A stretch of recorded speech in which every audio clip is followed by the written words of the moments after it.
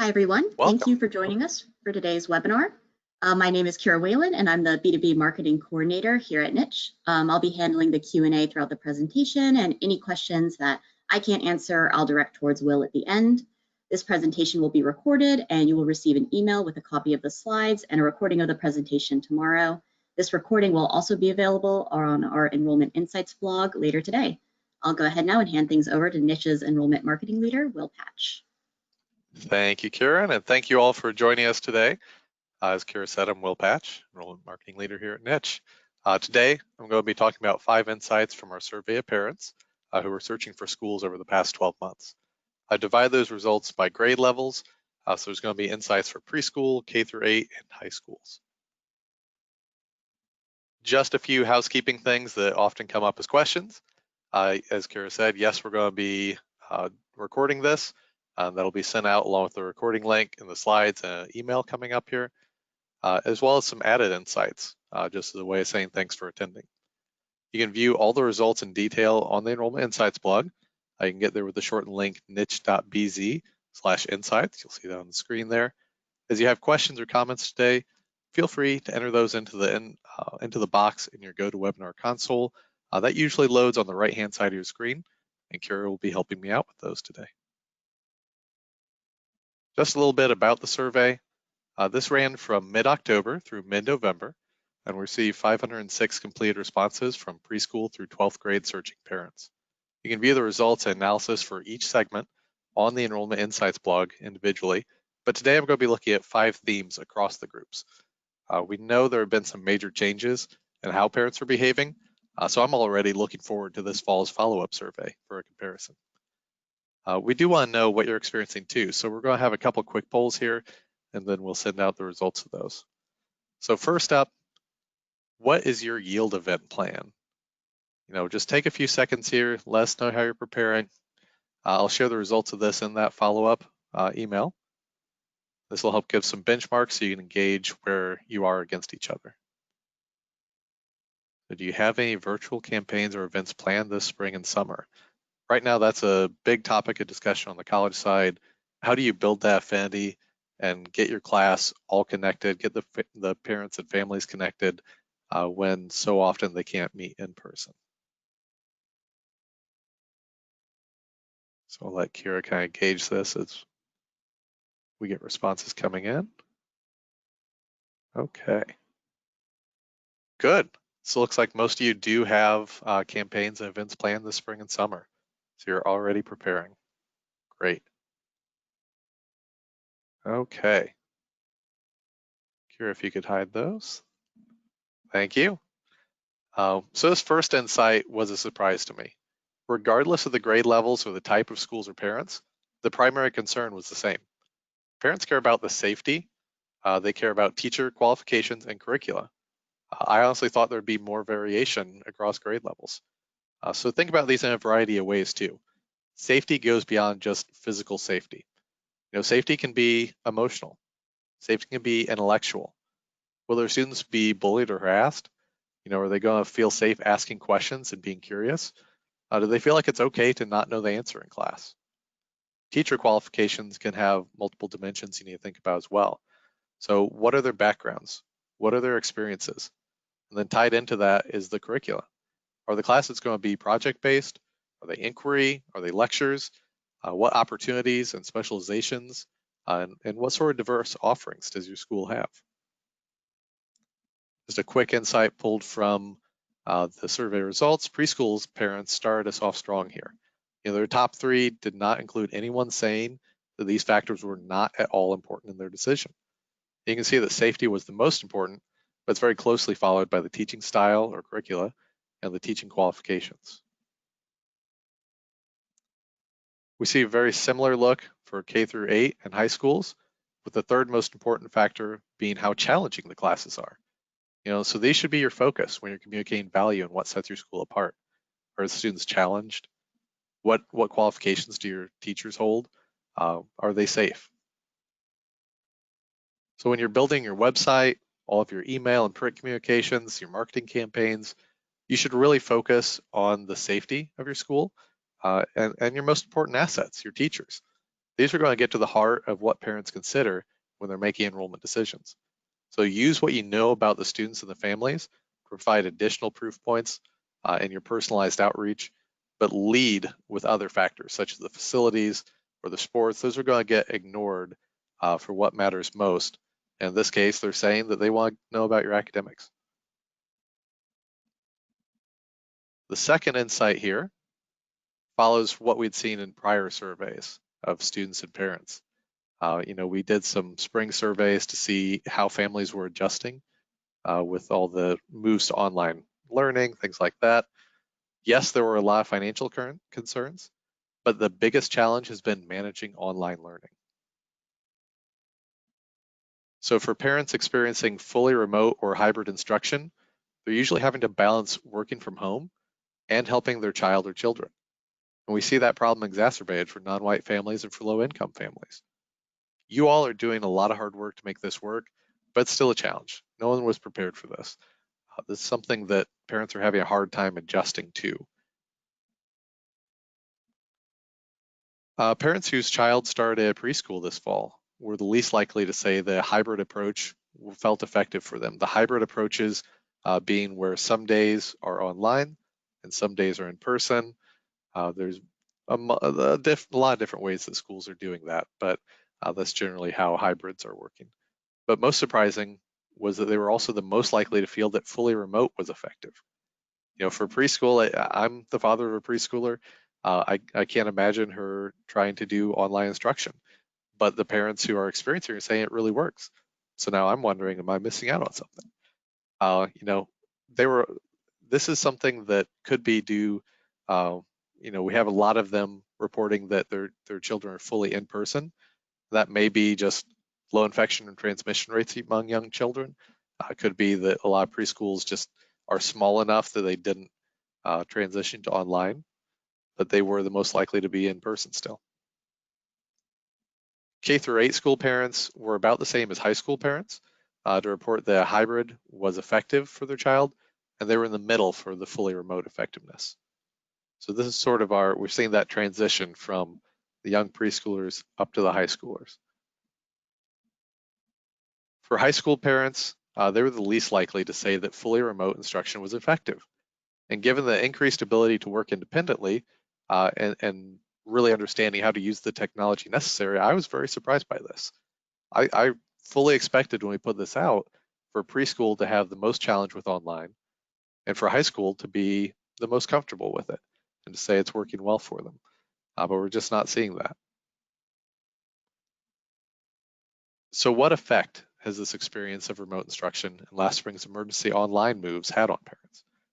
We had very few parents say that they considered a fully online experience for their child. There was speculation initially that this was really going to help online schools, but we see in K through 8, only 14% considered online public, and only 3% considered a online private or a for-profit. High schools, 8% and 4%. They still didn't have an experience that made them say, yes, I really want to consider this as an option for my child. So what does this mean to you? If you are an online school, you're going to have your work cut out for you. You'll have to differentiate and showcase why your methods work for students and really convince parents who may have had a bad experience so far. When you're looking at transcripts for transfer students who want to come in and your applicants, I really just want to remind you and advocate for empathy and understanding for those experiences. With so many parents expressing concerns, reporting that their child felt disconnected, they weren't engaged, some reporting that their grades had been declining because they just couldn't connect with online work, it's important to just be empathetic to this situation. If your school is in person and has been able to do so safely, that's a big selling point. Families are going to remember this and remember how you handled this crisis for the next few years at least. So being able to say, we're in person, we haven't had cases, or we've had only 1 or 2 cases, that's a selling point, that you're able to coordinate this. The third insight here, parents who did consider private and independent options preferred those with religious affiliation over those who did not. That was a true across education levels, so preschool through high school, but there was one exception here. The majority of parents considered a religious preschool in most of the country, but we saw an outlier in the Northeast. There, those without a religious affiliation were preferred over those with one. Montessori preschools were the third most popular option for most of the country when we're looking at religious affiliation as well. The Catholic preschools were the most considered. But again, we have one outlier here. In the South, we saw that Baptist preschools were taking that top spot for consideration. When parents were looking at K through 8 schools, here they were the least likely to consider a religious school. They were also, once we got into K through 8, 9 through 12, we also provided the option for boarding programs. K through 8 boarding, not as popular. I can see that there's not a lot out there who offer that. You start seeing it more likely in the 7th and 8th grade. But here, when we get up to high school, boarding schools gained popularity among those searching for high schools, and the Montessori programs fell off again. So we went from Montessori being the most popular in preschool, least popular in high school. When we take a look at all of this together, Catholic schools have an edge in most of the country for consideration. Schools that want to grow will need to be able to retain their denominational membership at the local churches, but also be able to highlight their teacher qualifications and the safety measures they're taking for those who are not denominational members. Again, when we talk about safety, we need to think about it in terms of feeling safe as an outsider in that case. If you're not a member of that denomination, is it okay to be there? Will you feel like you can be a member and be included at that institution? For Montessori schools, it would appear at least that you need to get your students and families in at the preschool level to retain them and grow. With declining interest as the students age, it's much easier early on to get those students involved at preschool levels, and then it is going to be to try and get to high school students. And for public and non-religiously affiliated schools, you need to think about how do you focus on the academics and the opportunities differently. For a lot of the country, if a family is not considering sending their kid to the local public, it looks like at least religious institutions do have a leg up there. Our fourth insight is going to take a little bit of a retention focus here. Most parents would consider changing schools. We saw this in the spring as well when we asked about the effects of the pandemic. There were parents who rated their schools and their schools' responses as highly as possible, but they still reported that they were sending their child to a different school in the fall. And immediately you start wondering, why is that? In some cases, it was because of the cost, but in others, it's just because their school closed, which they didn't have a lot of control over. But in others, where I think it's a little more interesting, is because of a perceived better opportunity. And better is going to vary a little bit because, what's better for one family? And is it actually better, or is it the grass being greener on the other side? So we clarified the question here to make sure that parents wouldn't be forced into changing schools due to a move. So we just asked, without moving, would you consider changing schools? We saw very little difference across grade levels that yes, the majority of families are going to consider changing schools. Whether they act on it is an entirely different thing, but you can get in at that consideration phase, show them a better opportunity, show them something that they think is a better fit for their student at least, and help at least earn that consideration. So what are these deal breakers? Cost was certainly a factor, but wasn't a top 3 concern for K through 12 parents. For them, a lack of counseling or support staff was more of a concern. So don't forget how important your non-instructional personnel are to the experiences of your students. The most important thing across the board, again, we see academic opportunities and safety. Do you have the kind of classes taught in the ways that they are looking for? Are they challenging their students? Are they going to be growing and learning? And then are they safe? I think this is a good place to talk about cost as well. We asked families what they actually paid after any aid. Most families, at the preschool level here, we say they are paying with income or savings. There were a few who used vouchers and credit programs, but most were just paying out of pocket. There were some who did report that they were receiving financial aid from the school to help. When we get up to the K through 8 families, since most students attended public institutions, we see a rise here in the number not paying anything out of pocket. But of those who did pay, most used income and savings again. There were many here who also said they received financial aid. We see a little bit more of using tax credits. But again, most families are just doing what they can pay out of pocket. Similar situation in high schools here, but the share paying more than $10,000 a year also more than doubled. We see more costs here. There was a decline in the parents reporting that they're paying with income and savings as well.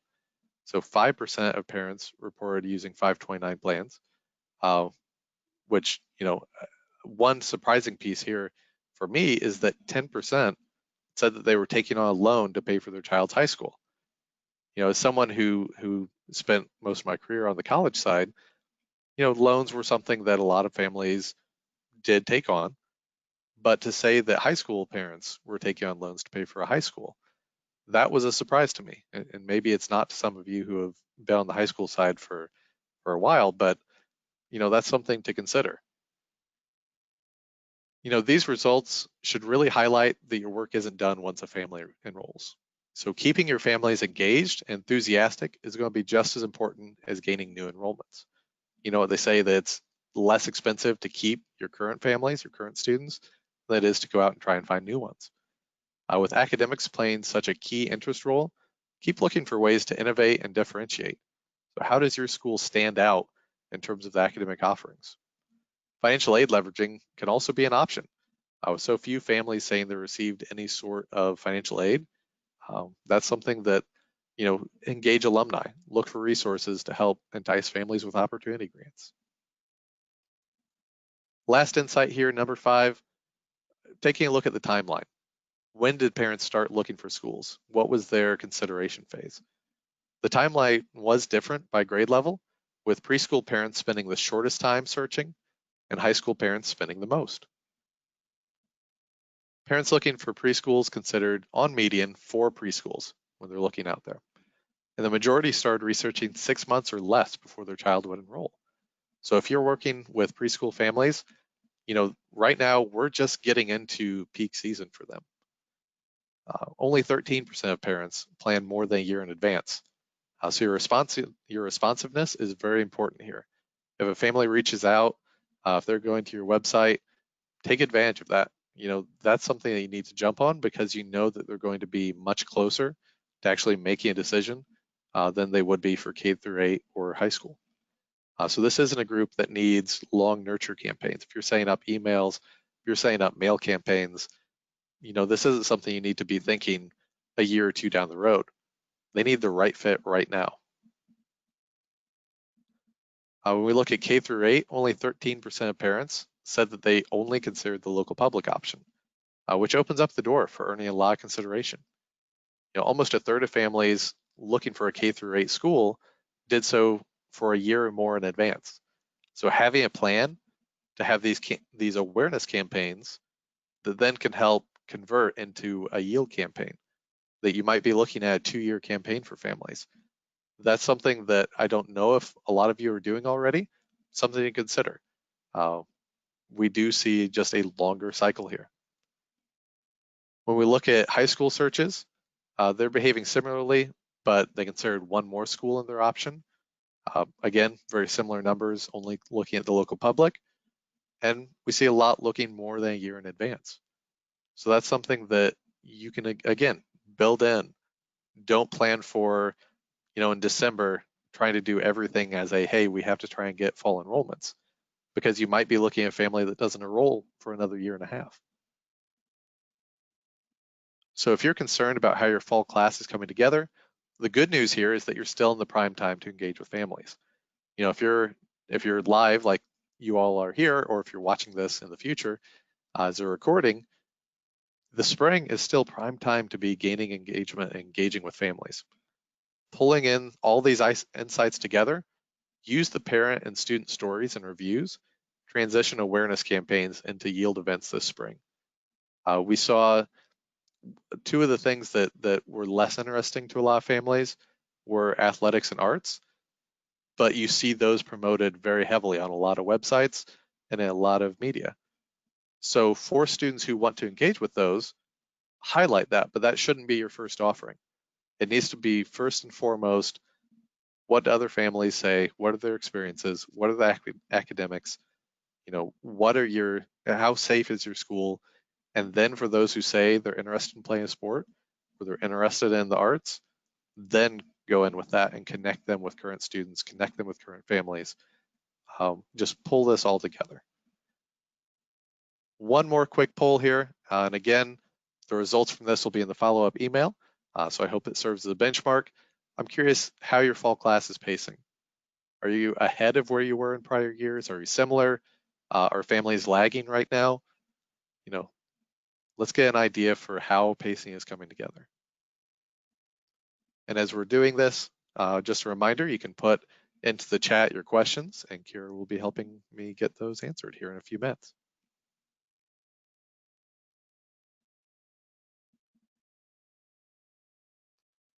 Good. It looks like we have a pretty even split there. Most of you are seeing, well, not most, but you're most likely to see similar results to prior years. We're seeing a few ahead, few a little bit behind. The good news is, we're right in that prime time.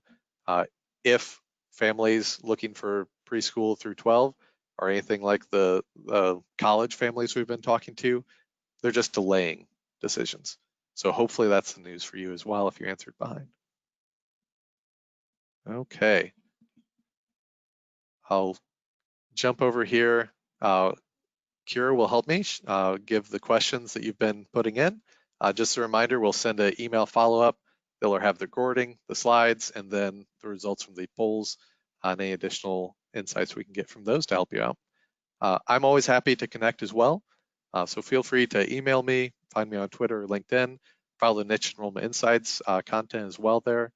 And then if you're looking for the full survey results, you can find those and many more helpful articles over at niche.bz/insights. So Kira? Yeah, so the first question we have is a definition question. Can you go into more information on what yield campaign means? Yeah, absolutely. And apologies for not being more clear there. So a yield campaign, we think of really three stages. Typically, you have your awareness. So are people, do they know your name? Do they know about you? Rather than just, yes, I've heard of Homestead High School, but I know Homestead High School, I know its reputation, I know what programs, offerings there are. That would be a good awareness campaign to help build that sort of awareness. For those of you who have applications, there's application campaigns. You want to get families to go in, raise their hand, say, hey, I'm interested in enrolling my son or daughter this fall. And then we have yield campaigns, which gets into, you have their attention. Now let's get them connected. Let's get them to actually pull the trigger and say, yes, I do want to enroll. And whether that's a public or private or independent institution, yes, that's where my child will be going this fall. So those tend to be much more focused on what their specific interests are, what their goals are. And then, it's a combination of digital tactics, print. You can have phone calls from current families. You might have on-campus events. Right now, those might be turned into virtual events where you have either a combination of some of your teachers, administrators, current families who can just be there to help talk and answer questions with prospective families. So did you notice in this survey, are parents still very concerned about the pandemic? Is that still top of mind?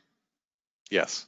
Yeah, that was very, very few parents said that they were unaffected and were not concerned, which, absolutely makes sense. I feel like we can see a little bit of this light at the end of the tunnel, but it's still very much a concern. Going back to some of the results from the spring, there were a lot of families who lost jobs, who lost family members. There's just a lot of moving pieces right now. So definitely still address it. Uh, in reality, we don't fully know how things are going to be in the fall. We certainly hope that we can be back in person in the fall and classes can resume. We don't know that 100% yet. So being able to talk about how you're adjusting right now and what's been working for you can certainly help build those relationships and maybe ease some of that concern. So how important do you think a good website is in appealing to parents? Oh my, that is one of the most important things you can have. Having a website that loads easily, it's easy to find the information you want, and is geared towards, you know, you need to be able to have something that showcases uh, your school. And yes, you need the content for your current families so that they can find what they need. But you also need to remember that every page on your site is somewhere the prospective family could come in. So your homepage, absolutely, but also think about athletic pages, arts pages, um, teacher profiles, school outcomes, if you're highlighting alumni or student achievements, things like that. Having a website that really highlights your school well uh, is extremely important because that's where most people are going. Some families will just do a Google search, some will come to sites like Niche, but ultimately they're going to wind up back at your site. So you mentioned that it's best to lead with academics, that maybe focusing on arts and athletics isn't as important. But if you are at a school that has a very specialized program that's for the arts or a very good athletic program, would your advice change? I would say no for the most part.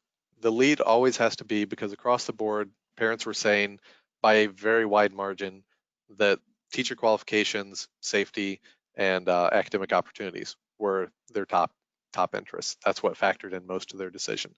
Athletics specifically was the most likely to say that was not all important in their decision. A quarter of families said that athletics were not at all important. Um, and so the three least, um, as you go back and read the full results here, the three least important when we get into K through 12, which is I'm guessing where most of you are at. Um, three least important: International Baccalaureate. That's highly specialized program. For parents who want it, they know how to find those. It's not going to factor in for most families though. Athletics was the second least important. Arts were the third least important. Um, yes, collect that information. If a family says, hey, my son or daughter is interested in these, then you can really highlight those. But otherwise, that should not be first and foremost. You see a lot of times now where a school might tout, hey, we won our fourth football state title. Well, that's important for a small set of students, but how many people are on that and actively engaged with it versus the rest of your school? If you are an arts high school, absolutely makes sense. Highlight the arts first and foremost because people looking for an arts high school are obviously going to be very interested in the arts. There are a few schools out there that um, are essentially athletic training facilities that also have, I know I can't remember the name of it, but there's a highly specialized school down in Florida that is athletic training. They also provide educational opportunities for them. They are so specialized, absolutely focus on that. So how do parents evaluate faculty qualifications, and what is the most effective way to promote those qualifications? Yeah. So I'm going to go a little bit backwards here and start with how to highlight. You know, if your faculty have a large percentage with master's degrees or doctorates, absolutely highlight that first and foremost. If they're if they have special credentialing, I know AP has different qualifications. If you are an international baccalaureate school and they have certifications for that, absolutely highlight those. If your teachers do specialized programs, so maybe you have a project-based STEM program, for example, highlight the faculty associated with that, provide short videos that showcase the teacher and the student engagement. What does that experience look like? So pull together things where, some families will want to just read a list of credentials, but if you can highlight it, photographically with short videos, uh, get testimonials from parents, from students who can highlight that, that's going to hit much better. As far as and now I've forgotten the first part of that. Can you help me out there, Kara? Faculty qualifications. Yes. So based on some of the comments through there, they want to know, how long have your teachers been there? There are states that have teacher grading systems, so being able to highlight, your highly qualified teachers in that regard. When we get into the curriculum, it's going to vary a little bit parent to parent because some want a highly specialized program in health sciences or in STEM or in business. So if you have those types of programs, highlighting that. You're not going to appeal to everybody, and you need to be okay with that, but highlight what sets you apart, because it's much better to be able to stand out than to try and look like everybody else. So we mentioned a lot about safety in the survey. That came up a lot. Do you think parents are mostly thinking of that in terms of COVID specific safety, or is it more broad, just safety in general? Yeah, I would say yes, COVID is certainly a part of that, but think about how much we've seen about bullying, um, race and LGBTQ plus issues where students are bullied, harassed, threatened. I mean, making sure that you provide an environment that's safe for all students, absolutely important. But again, as I mentioned, you also have that emotional safety, intellectual safety. Is it okay? Are they going to feel like they can't ask a question? Are they going to feel like if they don't know the answer that they're going to feel dumb or made fun of or anything? That's the type of thing that parents are thinking of as well. How important are stories of successful alumni in parents deciding to choose a certain school? Yeah, it's going to appeal to some. I think more important than just having a highlight, because there are two routes well, there's a more common route you typically see, which is this person attended our school, look what they're doing now. What I think hits a lot better and what we see a higher engagement rate with is when you can talk about, here's this person who is doing well at X college, or this person who had these experiences at our school, and make that connection. Make the connection of, here's the things that this person, maybe they just graduated last year. Here's all the great things this student did. It doesn't have to be the biggest name in the world, but if you can put a face and a name to an experience and a story, that's something that parents can connect with. They could say, that's a lot like my son or daughter. That's the type of experience I can see them having. That's what they're looking for. Not necessarily, here's a person who graduated in 1970 and look at all the great things they did. Because how many of those teachers and experiences are still there? How big of a factor is college placement record for parents choosing independent schools? Yeah. Uh, it is important to a degree. I will say that with a little bit of a star, because typically if someone's going to be, a lot of the independent schools, a lot of the private schools, they're 95 plus, 4-year college rate, you don't see a lot of differentiation. So it's sort of an expectation. It's not something that someone's going to see and say, oh, they have a 98% 4-year acceptance rate. Well, so does everyone else that you're competing with. Instead, maybe highlighting, and there's some games that you can see schools playing sometime where they add up all the scholarship dollars, regardless of whether or not that the students are actually using those and touting that. What I think is a better fit is, here is the experiences our students are having. Talk to someone, maybe get a collection of students who are first year in college and talk about how they felt prepared. Get to have them tell their story of, I went to this school, I'm now at, you know, I'm now at Cal State, now I'm at Harvard, now I'm at IU, and here's how I felt prepared because of the challenging classes. because of the connected faculty I had and the teachers and the non-instructional staff as well, rather than simply here's the list of all the colleges that our students go to, because once you look at a few of those, they all basically look the same. So how important is it to have a well-engaged like social media account to reach parents?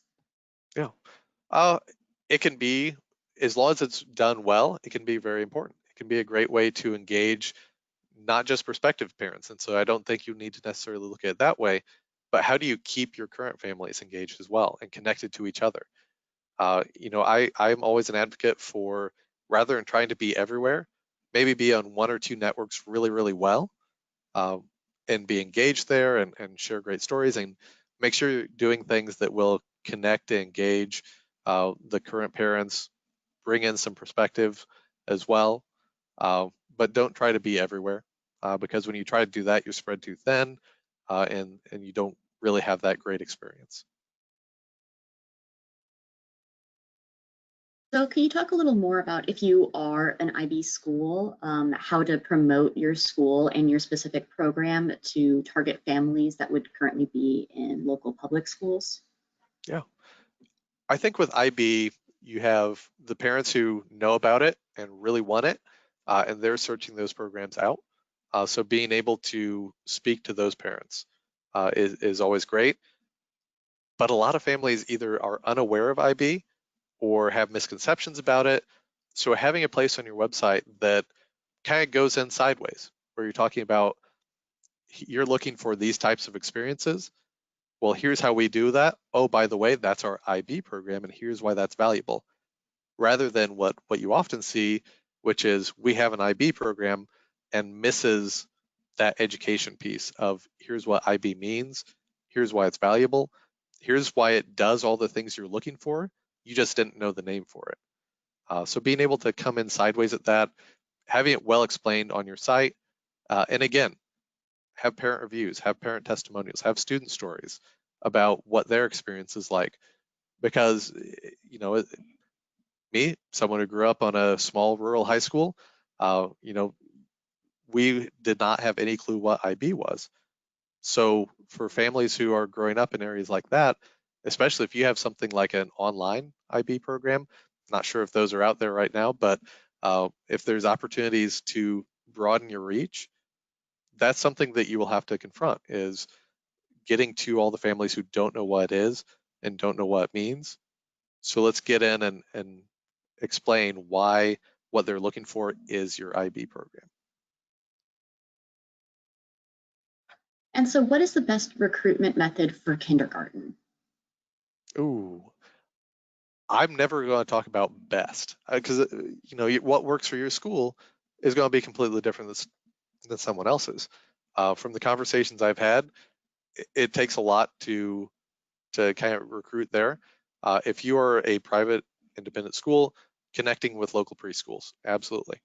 Get in front of parents there, talk about your options. Um, those are going to be the best ways. Getting in with parent groups. A lot of times you'll see either Facebook groups or on Reddit or other places, parent groups for different cities. So getting in there and being able to promote your school there, but not just promote, but connect and be a service to, whether that's different activities that you might offer.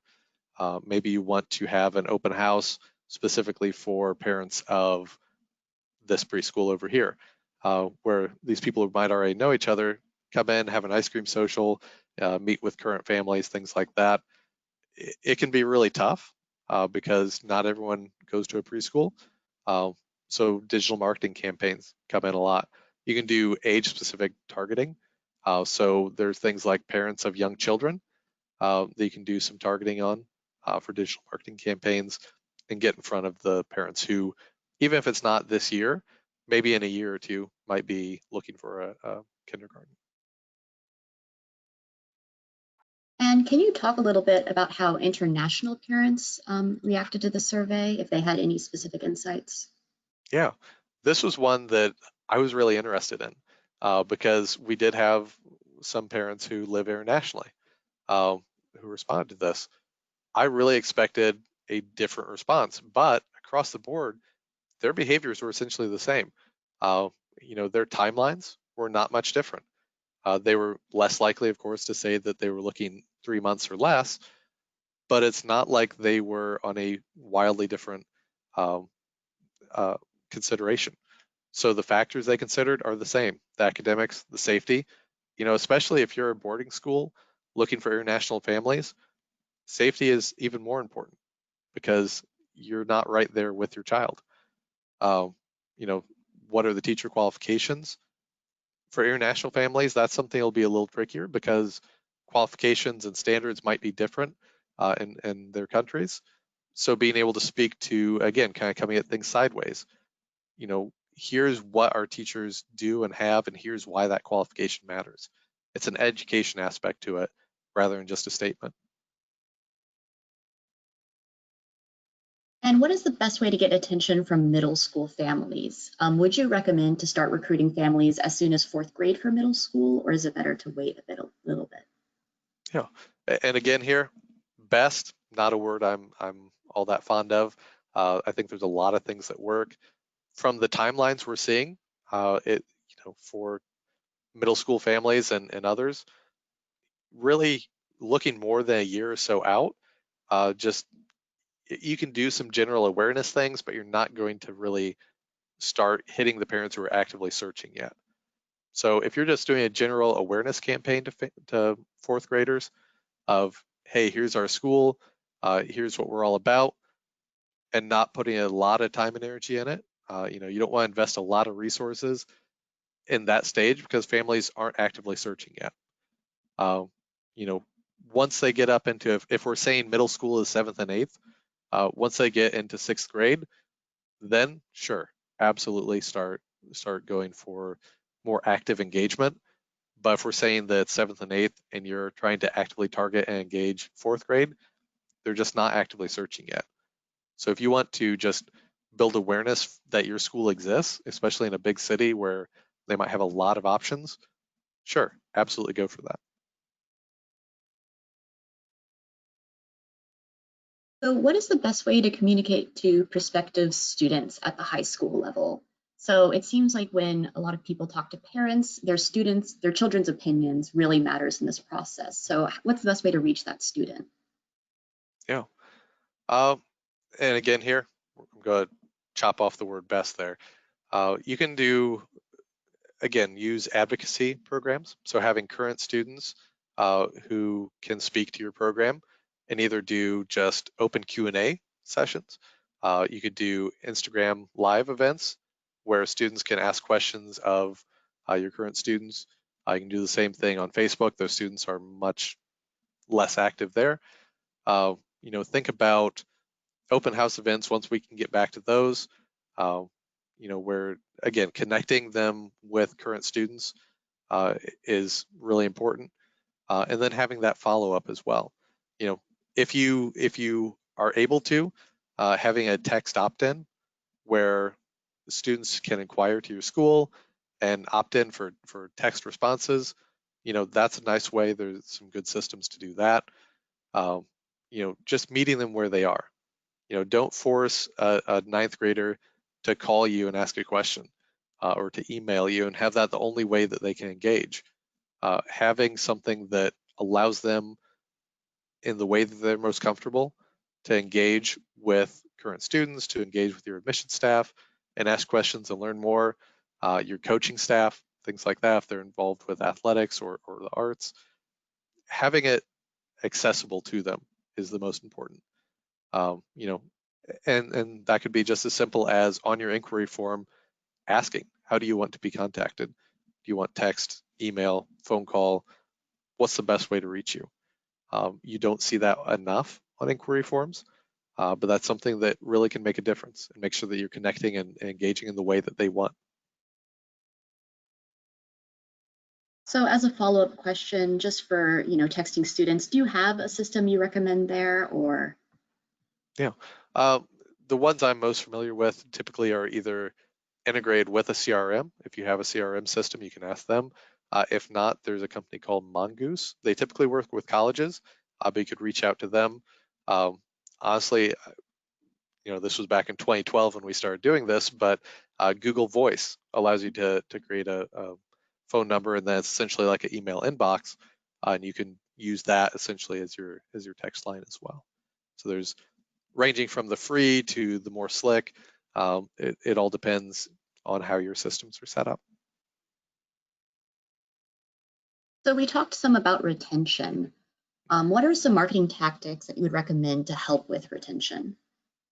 Yeah, I would say having awareness campaigns for current, so more of an affinity campaign I should use to differentiate. An affinity campaign for your current families, doing a digital, maybe on social, just promoting something big that happened. Any of you who are parents, I'm sure that your kids are always telling you everything that goes on in school, and you're never out of the loop. But just in case they aren't, having a digital campaign that just shares great news. There's newsletters, there's things like that, but often I would encourage you to ask families how often they read your entire newsletter or read every news update on your site. So even if it's, hey, every other Monday, we're going to do just a short video of great news from the school. That's something that can help engage parents in a way that they can do it on their own time. We all like video, being able to watch something and listen to it. That tends to help you retain information better for a lot of people now. Helps keep their attention a little bit better.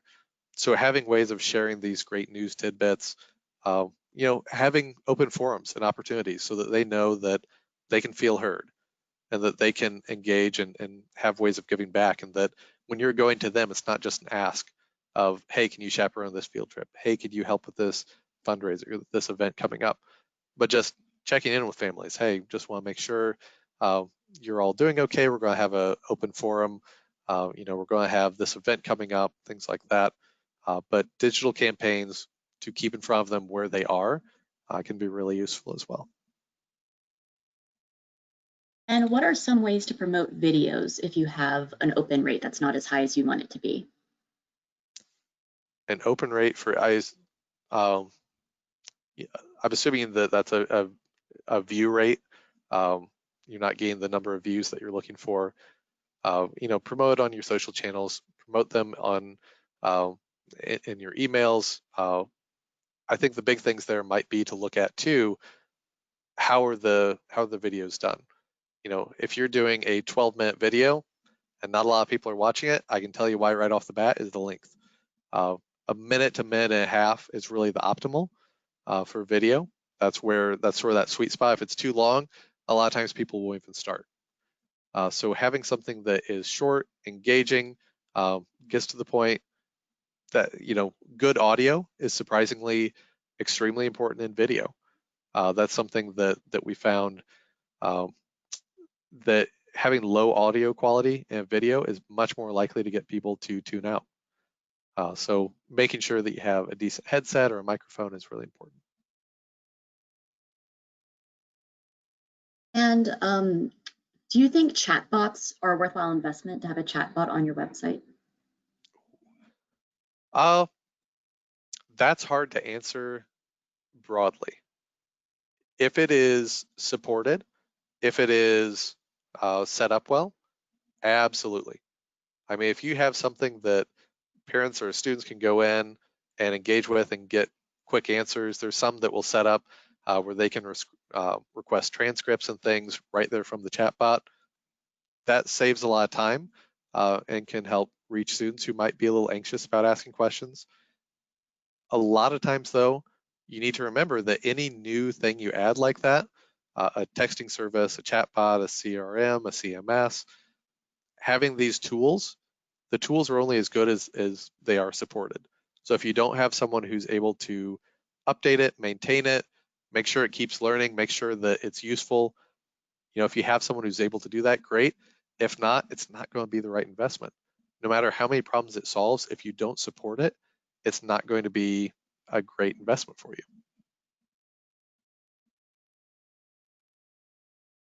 Okay, so we just have a few more questions coming in. So what are some ways to use parent reviews in marketing materials? I love that one. So that's one that actually we can throw in a link. We had a whole webinar on this last year, I think it was. So that's something we'll include a link to. But yeah, that's something that comes up pretty often is they want to know what other parents are saying, what current students are saying. So I would always come at that a couple different ways. Get your own. So have short video, have, if you have some audio files you want to do, I wouldn't recommend investing a lot of time there. If it's something you want to test, great. But having just text reviews are all great as long as they are meaningful. So just, this is a great school. That's nice. That's a good sentiment, but it's not getting at specifics. So you want to make sure that it's getting at they had a great experience in their business classes because they did these things. We really appreciated the band teacher being able to do X, Y, and Z. The counseling staff offers these events, which really helped our student thrive. As specific as you can get, the better. Use those in emails, use those in print campaigns, use those in digital campaigns, especially if you have a little wider reach. So maybe a boarding school that has families from across the US or internationally. If you're an online school, you can get some of those and then target them to the location of where that person who'd left the review is from as well. So that, I'm here in Indiana, so let's say that you had a family for your online school, leave a great review from Indianapolis, target campaign to Indianapolis or to Indiana with that person's review. And that helps build a little bit of a connection more than, this person from California had a great experience. For whatever reason, we tend to connect with people who are perceived to be like us. So having that type of thing, being sure to get diverse voices in there are all very important. Use third-party sites like Niche or others who have an enormous number of reviews. Pull out the ones that really connect well. I did that back when I was on your seat at the table at college, and we saw quite a bit higher conversion rates when we started including niche reviews for specific programs. Okay, it looks like this will be our last question. Do you have any recommendations on specific CRMs for schools that could be used both by teachers and by a recruiting team? I don't. That's something that it gets really specific. There's a lot of them out there. That's something that there's others I think who are a little better equipped to look at those. Awesome. Well, thanks so much, Will. Yeah. As a final reminder for everyone, we'll be sending out an email with a copy of the slides and a recording of today's presentation. And this recording will also be available shortly on our Enrollment Insights blog. Thank you Great. so much for joining us today, and we hope to see you at our next webinar. Thank you, and stay safe out there, everyone.